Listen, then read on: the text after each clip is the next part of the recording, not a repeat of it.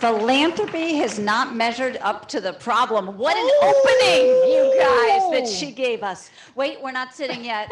Even though we just had a break, we are the 7th panel. So we've all heard of the 7th panel stretch. So everybody, 7th panel stretch. We've been talking about kids. Kids would have stretched a long time ago. Turn around if it's available to you. This way. Stretch your aching backs. Okay, we're not going to sing to you. You'll be delighted to hear. Okay. Oh, I know. Yeah, feel free to stay standing. I like it. I like it.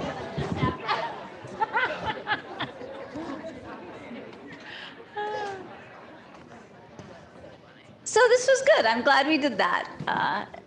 We are all delighted to be here. You know, as part of the conversation this morning, it's been who's going to step up. We agree it shouldn't be the kids. And we all know that obviously there's a role in this conversation, a big role for philanthropy.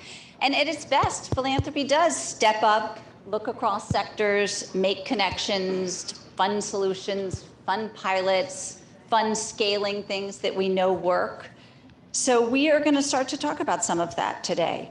Our goals in this panel are to highlight the opportunities that all of the philanthropic money going into climate and economic and environmental justice, how can we get some of that to focus on the intersection between those issues and children's issues? We have the author of, hold on one sec, Funding Climate Action, Pathways for Philanthropy. So we are going to hear about this from our friend Chad. And we are going to talk about how to align some of the environmental priorities at our foundation with some of the children's development and health priorities. So I think, as other panels have done, I'm going to turn this over to my colleagues to introduce themselves, their organizations, what brings them here, and then we will dive into a couple more specific questions. Why don't I start with Dana and come this way? Great. Okay. Hi, everyone. Thanks for the 7th panel stretch. That was wonderful. And what I was just saying to my colleagues, the last panel, the only trouble is now my head is full of so many other thoughts that I didn't walk into today. But I'm Dana. I helped launch the JPB Foundation about 11 years ago. And I started our environment program. And when I started it, the only thing I was told to do was actually something I was told not to do. Don't fund climate change, which seemed a little odd at the time and perplexed me a little until I very quickly realized that what that meant really was just don't fund only those things that are being measured in how much carbon emissions are being reduced. That we really wanted to make an impact in real people's lives. And so that was quite the charge. And I think what we're saying here today is that the challenges in front of us are gigantic. And we're hearing that we know what to do about this. There are real solutions, and that we can actually take action on climate change and improve children's health and well-being. And so what we've been trying to do is just that in a variety of ways. And for example, lead paint was banned in the 70s, but yet 4 million children are still living in homes with lead. And so what we realize is that we can actually mitigate exposures to lead paint while we're electrifying and retrofitting those homes. And so we've really been looking for those solutions that, as some people say, allow us to plant one seed to grow 2 trees.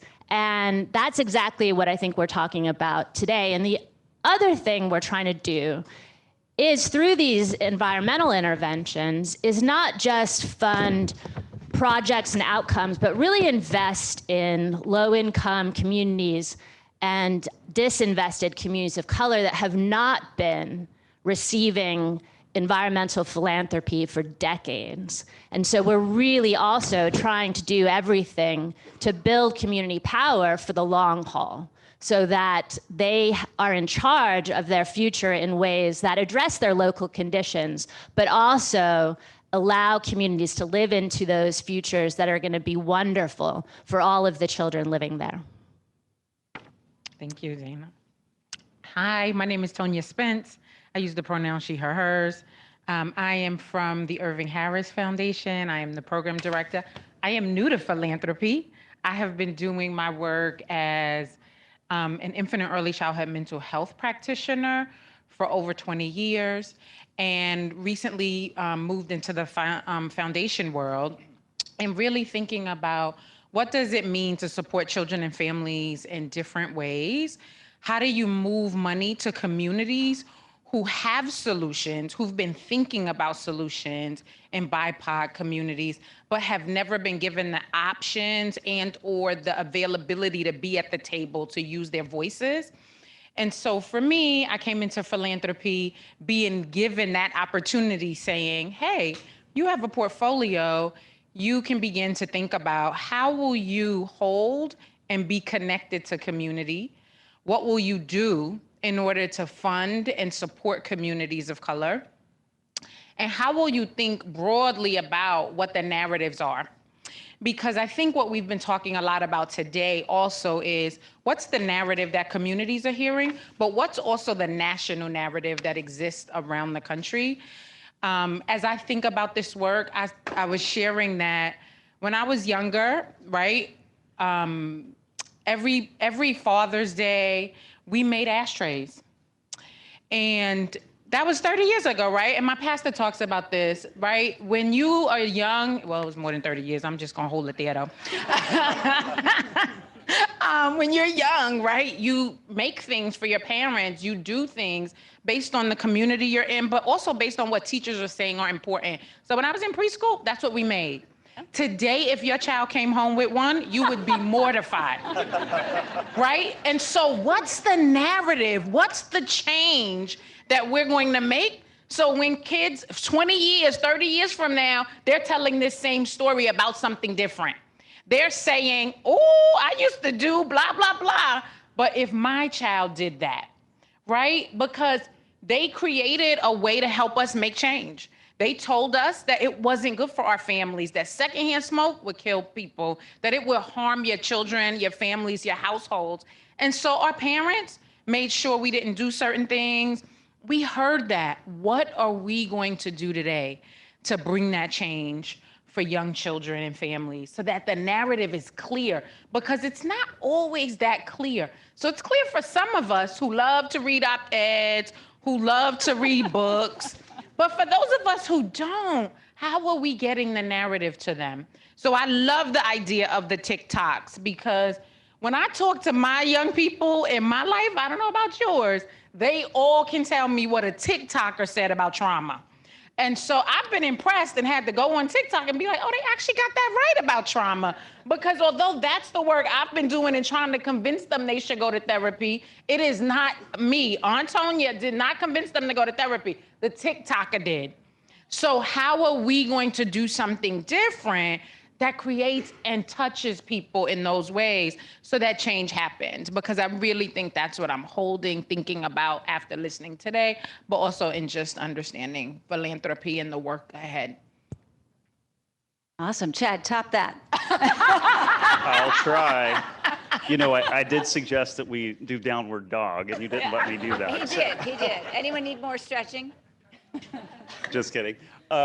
Seriously, Chad, my name is Chad. I'm with Morgan Stanley. Up until very recently, led a practice within the firm that worked with about 1,100 clients a year on all aspects of philanthropy. It was a pretty interesting group. I have to say, there's an awkward name for this group we work with, ultra high net worth clients. But the work itself provides a pretty fascinating window onto the world of modern philanthropy. And I think, you know, what the good, the bad, the ugly, the reason that I'm excited about this panel and really excited about this moment in philanthropy has a lot to do with being influential across a group of very wealthy individuals who have the capacity to give, but in my estimation are really not giving in a way that is going to move the needle. one example, not to call out, our own sort of giving tools at the firm, but I think across the retail philanthropy environment, if you were to take a look every week at the top gifts that are leaving donor advised funds, that is not a list of organizations that are going to really move the needle on many of the problems and the issues that we're talking about today. And specifically, and I know we'll talk about this a little bit later, but with climate, the funding is simply not there. I think we would all argue that the funding is not there for a lot of the children's issues that we're talking about today. And I think a lot of that has to do with we're all in the world of staffed professional philanthropy. We have to move the needle on everyday givers. And I feel like a lot of what we've heard today around storytelling and narratives is a big part of what we're trying to do, and that really was one of the impetuses for writing the report. Which I should say we did in partnership with Randall Kempner and the Energy and Environment Program at the Aspen Institute. Thank you. I think I was supposed to say that, so thanks very much. You got it. Well done. Let's stick with the report for a sec, because I think it is a good grounding of, if you give us kind of a sense of the landscape of climate philanthropy. And let's do what we talked about. He talks about archetypes. So why don't you go through the archetypes, and then we'll see where our other panelists fit into those. Great.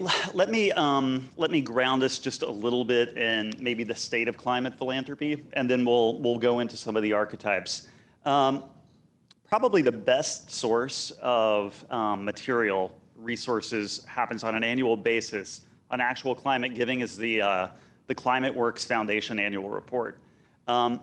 What you would see if you review this report is that roughly 2 to 3% of all philanthropy in the United States, and philanthropy in the US, 2021, the number was about 485 billion. I would guess the number in 2022, when that's finalized, would be somewhere in the same ballpark. Roughly 2 to 3% of that number is going to climate. And the interesting sort of commentary around climate philanthropy in that space with our conversation today is that the bulk of that giving is focused on mitigation. Now, the other side of the mitigation coin here is adaptation, resilient communities, advocacy. That is typically not getting the philanthropic dollars and the interest that it really deserves. On the mitigation side, we've also seen a lot of folks were talking today about some of the new philanthropy that's come online recently. If we think about, the Bezos Earth Fund, the Sequoia Climate Fund. Can you, for the people who are here from children's perspective, what's mitigation? Like, what are the kind of investments that mitigation is? So mitigation is essentially decarbonization. So I would say probably the two core components of mitigation are clean energy, so electrifying the power system, and secondly, infrastructure, specifically transportation and infrastructure. So about a quarter of all emissions in the US are tied to automobiles, which is why, of course, there's this big push towards electrification these days. So that more technical side of climate change is getting the vast majority of the resources. And the communities that are going to have to focus on adaptation, resilience, and the advocacy, which I think is so important to rebuilding a climate movement in the US, is simply not getting the funding. I think you could agree or disagree with this. My own opinion is that the state of the environmental movement in the United States is weak. It's weak compared to what we saw in the 70s and the 80s and even into the 90s. So it's exciting that the IRA is going to unlock a lot of additional public-private partnerships and things of that nature, but we have to figure out how to get more dollars to the advocacy, adaptation side of the climate predicament. So we wrote the report to demystify pathways into climate philanthropy. I think so many of the people that I work with on a day-to-day basis don't consider themselves climate funders. They may fund adjacent, but there just isn't a lot of money moving to the sector. I think a lot of that has to do with some of the language and the storytelling around climate, extinction, catastrophe. It's a little bit of a doomsday spiral. So we have to change the narrative.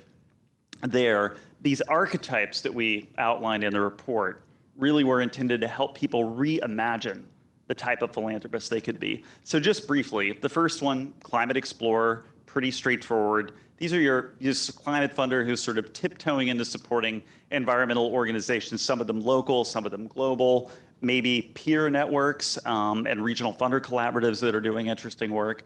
The second is the one where I actually feel like we're going to find the most traction, and that is surrounding a climate lens applier. So I've worked with a lot of families, intergenerational, where perhaps the patriarch or the matriarch are very interested in preserving the core thrust of the foundation.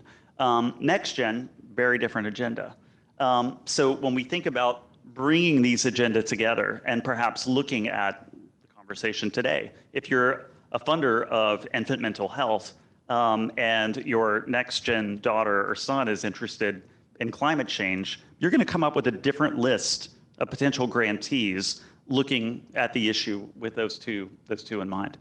So then we move further on, and this is where a little bit of just a brief overview of social and financial returns is useful, because when we think about climate, a lot of the really interesting activity, and I think there are some lessons in here for all of us as we think about the for-profit world in terms of climate as well, is social and financial returns. There's a spectrum. With a grant, your expectation of return is zero. As you move along the spectrum from financial to social returns, interesting tools like program-related investments, mission-related investments come into play where we can actually move philanthropic capital to mission-aligned for-profit enterprises. I don't think that should be the sole direction, but it is a big part of it. And then as we go further along the spectrum, Meeghan, we look at both impact-first opportunities, where we're thinking about mission-related investments, but then we also look at pure ESG, environmental social governance, which for some reason has become a dirty word lately, but I'm quite fond of it myself. And impact investing, where we're thinking about risk-adjusted market rate returns. Okay, thank you. Tonia and Dana, so I would love to hear your thoughts on the report, and what archetype, or what is your Enneagram, your Myers-Briggs of your foundation according to the categories that Chad laid out? Yeah, I'm happy to disclose that to you. But first, is it okay if I disagree with you, Chad? Because you said you think the environmental movement is weak, and I absolutely disagree. And I know we don't have all day to get into why I disagree, but gosh, I mean, at every corner of the country, I am seeing thriving environmental community, particularly with the youth. We have a youth climate justice portfolio, and that's where I'm the most hopeful, even though at the same time we know the enormous challenges that are facing us all, and in particular the youth of our country. But we heard even what's going on in New York, and you look at the Hudson River and how that has transpired, not by luck or magic, but because people across the country fundamentally do care about their communities. And there's actually a really strong environmental movement that's of all ages, and particularly growing strong, the environmental justice movement, as we've seen the Biden administration pick that up and say, no, it's not just environmental justice for some communities, it's environmental justice for all. So I could go on and on, Chad. We'll talk about it over drinks, and anyone's welcome to join us, and I can share funding opportunities for you to further strengthen the movement. And yeah, so I'll disclose my, our archetypal at the JPB Foundation is really all of that, because we're always trying to figure out how to do it better. And we're doing things at different stages. So as I said about lead paint, there's fundamentally issues in our country that need addressing, that are long-standing, whether it's lead paint or take your pick of historical challenges in communities that we absolutely have to address. So there I feel like we know the answers. It's about both political will and getting resources to those communities to address what they're confronting, while we're also facing some new opportunities. But, I think sometimes in philanthropy, we get caught up in what I call the green bling and the new stuff. But we can't do that without really understanding sometimes the negative unintended consequences of just jumping into something new. So I'm really interested in sort of public interest technology around climate solutions right now, absolutely funding against the carbon sequestration and the carbon pipelines going through the Midwest and elsewhere. So, we're all over those 4 archetypes. And what I guess my point here is look, there's some place for all of you to jump in and get started. And that's really what I took away from the terrific report, Chad, was let's just get started. And I'm here and available afterwards if you want to know where you can get started. Wonderful. Tonia? Yeah, I'll say that we're explorers, which is the first area. And I think like Dora the Explorer, we're curious. We want to be all over. We want to be looking at things, right? We want to be asking the questions, but we also want to be listening to communities. And so as we go out and hear what communities are thinking about when they're thinking about what affects them as infant mental health practitioners, what affects the family in their communities, many times, I don't know that we've always called it environment, but we can hear families talk about, there's no parks. There's nowhere for my children to play. There's nothing down the road. There's nothing that they can do here. And so what they're talking about is environmental issues, right? They're talking about the gray-green divide, the issue that there is way more green space, more shade, let's be specific, in wealthier communities than there are in communities of color and communities where money is divested, where there's food apartheid. And I'm using apartheid for a reason because I know we like to use desert, but a desert is naturally occurring. And so if we can remember that we choose words and we have to be more thoughtful about them because it's happening everywhere. And so I think families are naturally thinking about what's happening in their communities.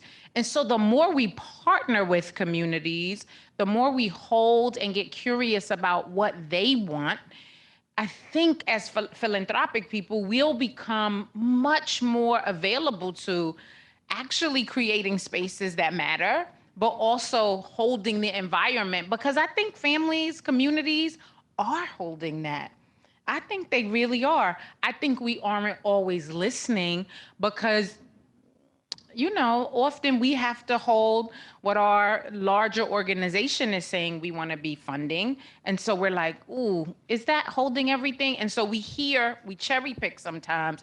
But right now, what we're talking about is not cherry picking, but listening at the intersects and holding those intersectional pieces and being thoughtful about who else could I bring in the room that might fund that piece that maybe I can't get enough money for, but would make a difference in this community.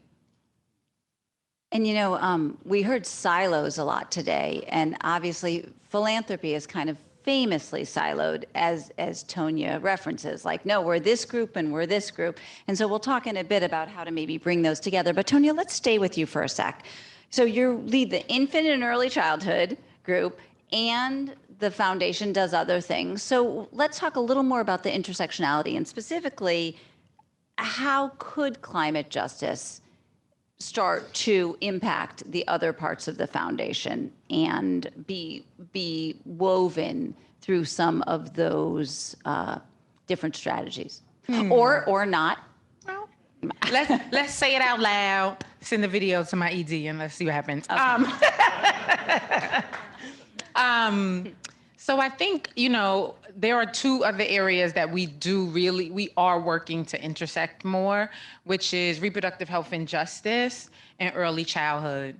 So if you hold infant mental health, reproductive health and justice, and early childhood, you were talking about a spectrum from before birth till after, and when children land in school and what that means. So in all of those areas, the built environment matters.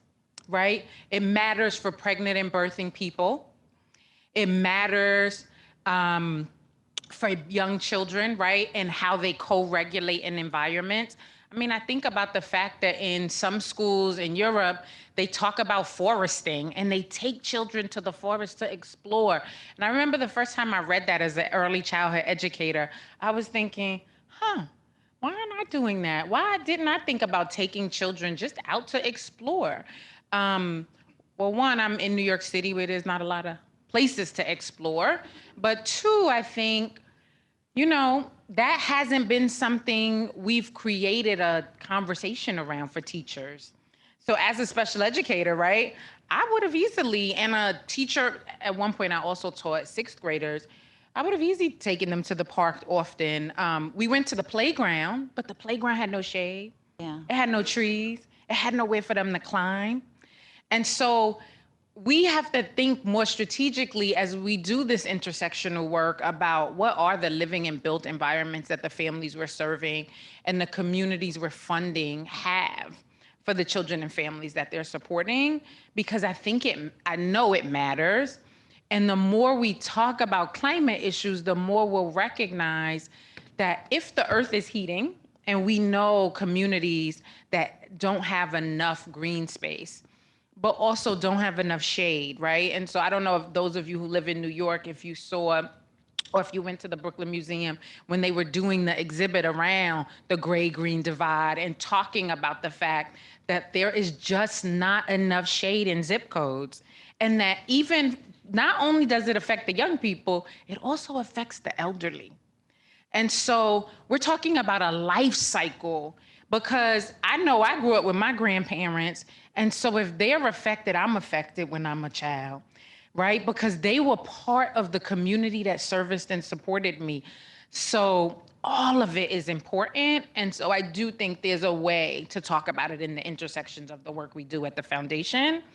And this is an opportunity for us to explore it more, and an opportunity to keep thinking about it without overloading us, because that's the thing too that we have to all talk about, is that for many of us, both in foundations, but also in not-for-profit spaces, people are already feeling overworked. So how do you bring these conversations to them, or listen for the moments when they're talking about them, so that we create conversations that bring joy? So thank you, Hannah, because if we're not bringing joy, we've already lost them. And so if you think about it, there's lots of people talking about joy and rest. And ever since I've been learning about rest, I will say Trisha Hersey has changed my life. So if you haven't read her, please do. I've been like, oh, I need to be in more green space. Not because I'm thinking about the environmental justice piece, but I'm thinking about my body resting. And I'm thinking about what it means for me to be healthy enough to show up to be in these spaces and talk about these hard issues, and to leverage and talk about the fact that when I go into communities, they are talking about racism and classism. They are talking about sexism. And as a Black woman, I'm not just going in and listening, I'm hearing and I'm being reflected back my experience in life. So all of it creates something in us. And so rest is important to us, and joy is important. And so I was appreciative that I was at a convening just the last 3 days. I came back last night to come to this. And they were talking a lot about the environment in East North Carolina and all of the issues that are happening. And they didn't go in originally to talk about environment, but that's what they've ended up talking about, because that's what's important to the communities. And so it's important to recognize that if we're listening, it does come forth. And I'll pass it to you. Wow. So if you, yeah, absolutely. Let's give Tonia some love. So, you know, obviously when we're getting ready to do a panel, people are emailing each other. And so I emailed Tonia. I had to say this earlier in the week. And I get back this out of office response. That's like no out of office response I have ever seen.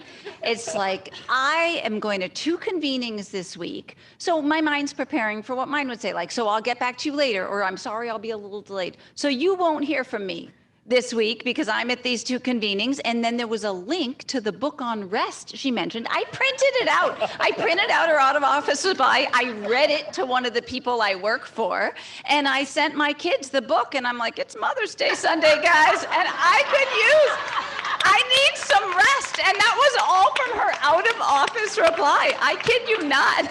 Well done. Making use of what information comes my way. So Use your emails then, that means. Right? everybody email her today and then get her out of office reply. You will not hear back from her because she is at 2 convenings this week. I'm going to do that from now on and get fired. You heard I'm a consultant, so I will not be a consultant once I turn that into my out of office reply, but I really loved it. So Dana, Tonia brought up built environment, and built environment is something that we all heard this morning, and the impact that has on children's healthy development. And I know that JPB has been a long time investor in applied research. So curious as to if you can describe how you're seeing this interaction between natural environment, built environment, and the impact on kids in your work. Yeah, great question. Thanks, and thanks, Tonia. That's so good. I too believe in naps. Actually, I think someone mentioned in the last panel, we actually fund something called the JPB Environmental Health Fellows Program. It's specifically targeted at professors and adjunct professors, really emerging professionals in the environmental health space, to allow them to actually have a career in social and environmental determinants of health research and practice. And so I urge you to, just Google that, or I guess TikTok now is a better search engine than Google, but the JPB Environmental Health Fellowship Program. And we also have a symposium going on right now at MIT, the Picower Institute of Learning and Memory, on early childhood stress and the social and environmental determinants of health, where a member of the Children in Nature Network is speaking exactly about these issues. So, whenever I'm confronted with that question, should we invest in the built environment or the natural environment? It's the environment. It is our planet. It is everything. It's not, we can't sort of silo this out, even though in the philanthropic sector, we're really good about siloing things all the way down to their minutia. But at the end of the day, these things are incredibly connected. Our natural environment impacts how children and all of us interact in our built environment. Think of some of the disasters we've been talking about and what that means then for children's health, who then move from New Orleans to Houston, from Houston to Austin. And I was speaking to a teacher who has to draw the blinds in her school when it rains because of the trauma the children have experienced. And those, sort of that natural experience has an impact then on their lives in their schools. And so the same, all of the housing that we need to build in this country to even come close to meeting that need so that children have a stable, healthy place to grow up. If we do that in a conventional way without considering the impacts that housing has on climate change, we're going to lose. And so we can't afford anymore to think about these things as separate, as natural versus built, or however you want to look at it. And so, that's really what we're trying to do at JPB with our environmental grant making, is to see the whole picture. And, I have 3 recommendations maybe. First, do that in a way where the first thing you do, that's been spoken about, Tonia and others, don't do anything for someone without them at the table with you. So nothing for us without us is the phrase that I hear in the environmental justice community. It's so true that first we have to think about giving land back, not even giving it back, just stepping back and allowing self-determination, and indigenous communities and BIPOC communities have access back to the land that rightfully belongs to them. So let's start there. Self-determination, land back, sovereignty. And then, let's think about, where do children grow up, and what are all the things that we can do with them and their families to intervene in their homes and make them healthier and prepared for the future impacts of climate change, while we're not making climate change worse. And so I have a soapbox on that matter, and it's, think about the materials. I lived in a green building and wore a bracelet that was able to track if I was being exposed to any toxic classes of chemicals. chemicals. And I thought, oh, no problem. I have a really green life. It's a green building. You know, I'm not going to be exposed to anything. I'm being exposed to 18 bioaccumulative toxic chemicals. And if I'm being exposed to that, you know, I think then, and I know the science is there, that we're all being exposed to this. And a lot of those classes of toxic chemicals are actually the feedstocks of the fossil fuel industry. So we can't afford to think about these things separately. And then, you know, I think at the same time, where are kids going to school? And we've talked about it a little, but we haven't named it. 28 million children don't have a 10-minute walk to a park. If we just greened our schoolyards, we would make a humongous dent in that. And children not only would have access then to a park, but if you open up that schoolyard past school hours and let others come in and enjoy it, the whole community has access to that natural schoolyard that can do many things at once. It can be spongy and absorb water. It can have trees and forests. And so, you know, that's where I get excited, is that these solutions bring me and everyone I work with tons of joy. And the solutions themselves are joyful. Is this an amazing bunch of people or what? So we only actually have a couple minutes. We're really a warm-up act for what's coming later, as you all know. So I do think we have a little time. Does anyone have a question for these passionate, knowledgeable people? I know they're hard to write. I mean, I feel that. You, sir.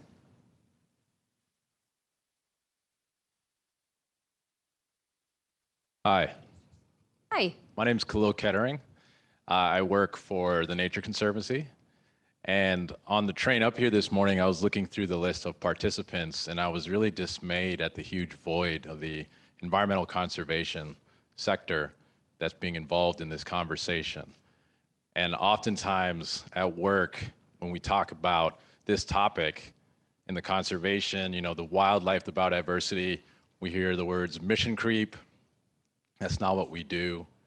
And it frustrates me. It's a challenge. I hope I still work at the Nature Conservancy after I share my comments today. But there's this huge Venn diagram in what you're talking about and what's important for the conservation organizations. And the exact same challenges are the same things that wildlife and biodiversity, it's the exact same issues. And I think, and at the same time, I look at the list of speakers and I also don't see anybody from that as one of the speakers as well. So there's a little bit of a disconnect that we're creating within ourselves. And I think a role that funders can really play is kind of pulling those circles closer together, because earlier today, I think it was Nat talked about zero-sum thinking. And that's still some of the nonprofit mindset of I'm in competition with this other group for funds rather than how can I collaborate with this other group for funds and really bring a stronger group together. So it's a bit of a challenge as how you sitting up there and the other funders in this audience can think about what you're saying of let's bring these groups together, let's change some of that competitive mindset. Yeah, I appreciate you raising that. I think that is one of the purposes that the organizers of this conference had in mind. And yeah, would love any comments from the other folks. Yeah, I appreciate that question, because when we started off, we said, you know, are we going to actually invest in any of the big greens? The big greens are, you know, the 24 largest or 25, the largest environmental organizations in the country, of which your organization is one. And so we took a look and we said, which ones of them are actually serious about the work they do and how it could impact low-income communities and disinvested, underinvested communities of color. So we did some work with the Nature Conservancy, specifically on their conservation work in cities, connecting children and others to nature. And it's been a really interesting relationship, in that the TNC's chapters, I think, really had to struggle with, is this relevant to our mission? Can we think about conserving large tracts of land that preserve migratory patterns and habitat, while we also think about nature and conservation in cities? And so we are glad to say that you all are addressing both. And I think myself at the JPB Foundation and others have a hand in helping to make sure that that continues.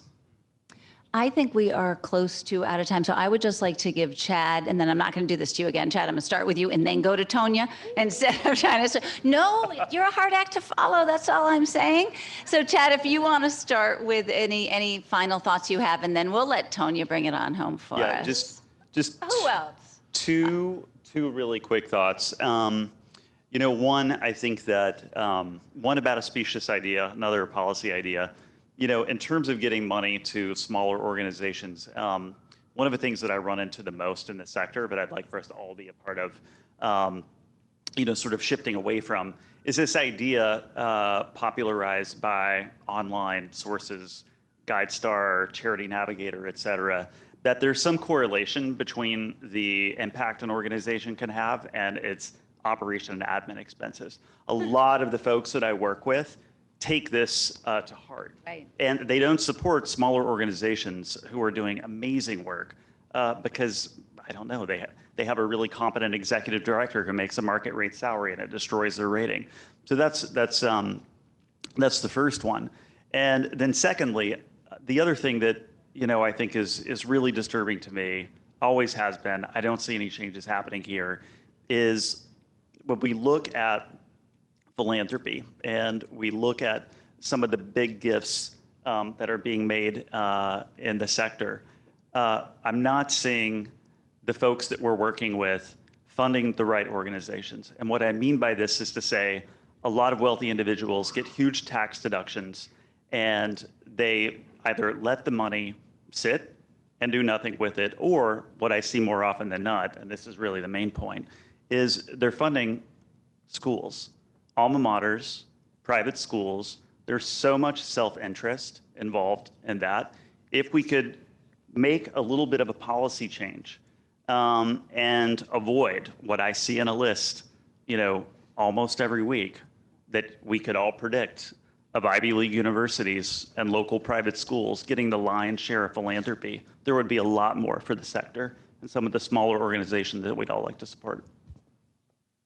Ooh. Yeah, he's throwing it down. That's hard to follow when I'm on a Columbia alumni board, but I'm going to go anyway. Hot seat.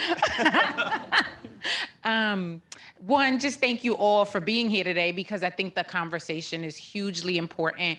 I'm learning a lot and I hope others are too. I'm writing down everything I'm learning and thinking about how to bring it all together for the work I do. And I appreciate you standing up and saying, hey, where's the conservancy? Where's everyone else that could be at the table? And I think for me, it's the thing that I'm holding the most. How do we get to a table where more voices are heard? And I think it's hard, but I do think it's possible. And I think there's the local piece of it. And then I think there's the national piece. And then I think there's the different sectors of the country where different things are happening. I sat here today thinking, you know, I grew up in a time where I couldn't think of anything environmental that I was holding on to. And then I'm like, wait a minute, Hurricane Sandy happened. I wasn't a kid, but it was a huge natural disaster that occurred in New York. And we actually don't talk about that much. But in certain communities, they are still affected by it. Absolutely. And so how do we hold that? How do we begin to not lose our memories, but to be at the table thinking about all the pieces that have happened around our country and around our cities and our states and our local communities? So that's what I'm holding on to as I leave today. What table should I show up at? And maybe what table should I even be thinking about creating? That sounds like a wonderful ending. Thank you, Dana, Tonia, Chad. Thanks so much for being here. Thank you all.